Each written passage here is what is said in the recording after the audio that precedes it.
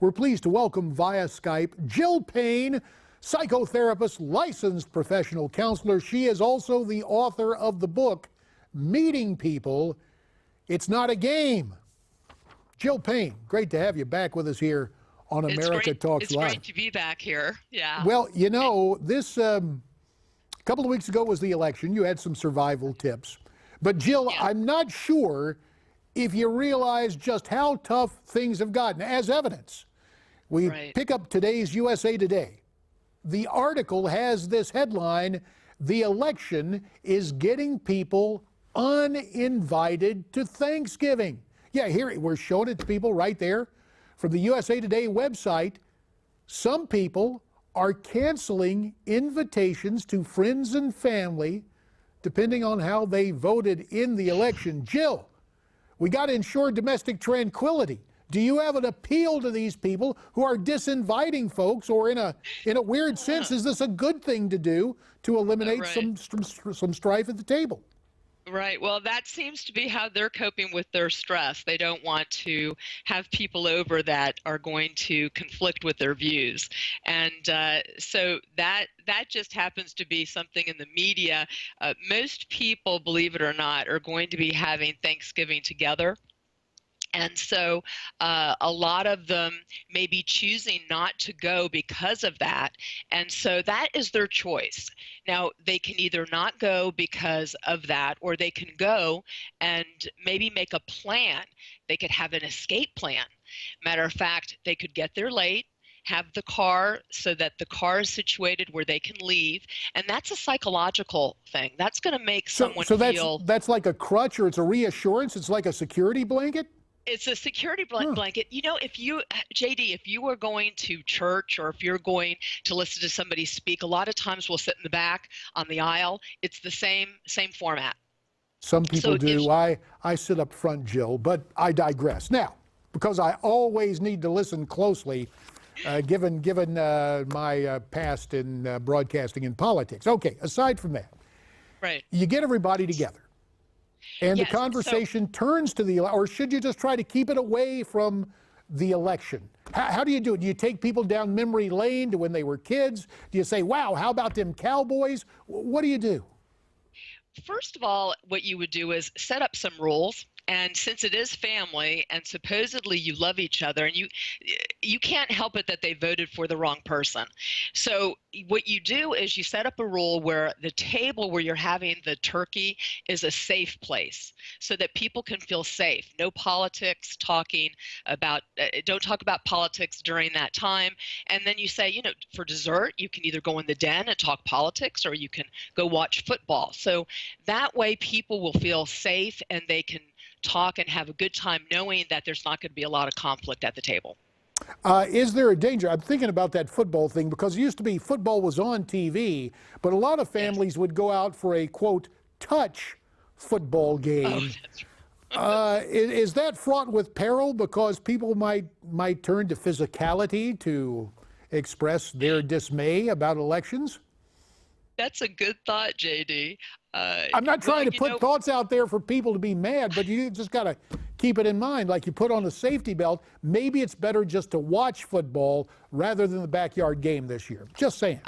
I'm thinking that probably would be a good thing. Or, you know, just know your people that you're with. So I tell people when they're going to their holiday meals to be with the family members that they get along with. And also, you sort of know certain family members, how they are and who they voted for. So you know if it's going to be a rivalry football game or not. So that'll be your choice. You need to feel it out first. Okay, because it's become part of the culture. The stereotype is the loud uncle, who may be a lifelong bachelor, who comes in, has a couple of pops. Hey, let me tell you, you know, and so since I'm now demographically in that age where you go, hey kids, stay off of my lawn, we'll just say it's a guy. So a guy is a professional malcontent. Yet because it's the holidays, you go, wait, it's the holidays. He's kin. We got to have him in. Do some families come to the hard decision to say to the loudish uncle, gee, we're going to be away, and they're really not going to be away?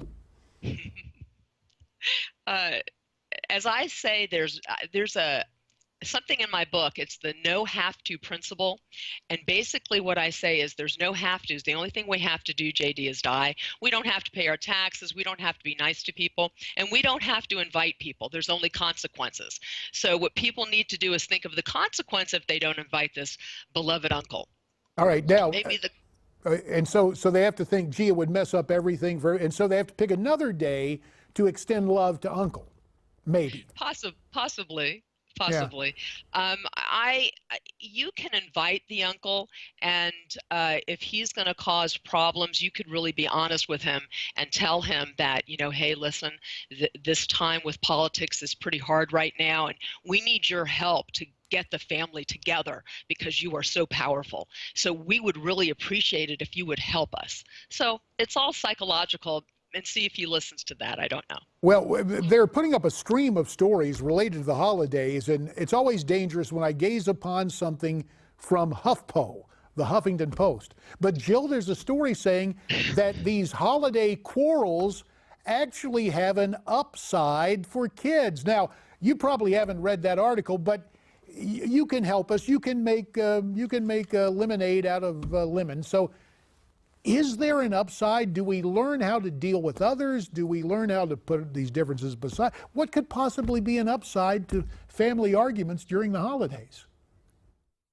Well, it depends on how you argue. So this would be a good time because everybody's into technology now and they're having problems communicating. So maybe this would be a good time for little ones to see how appropriate conversation goes. And hopefully it would be appropriate where people are talking, not raising their voices, doing some active listening and realizing what to say and what not to say. So it would be a learning experience if the adults are modeling it appropriately.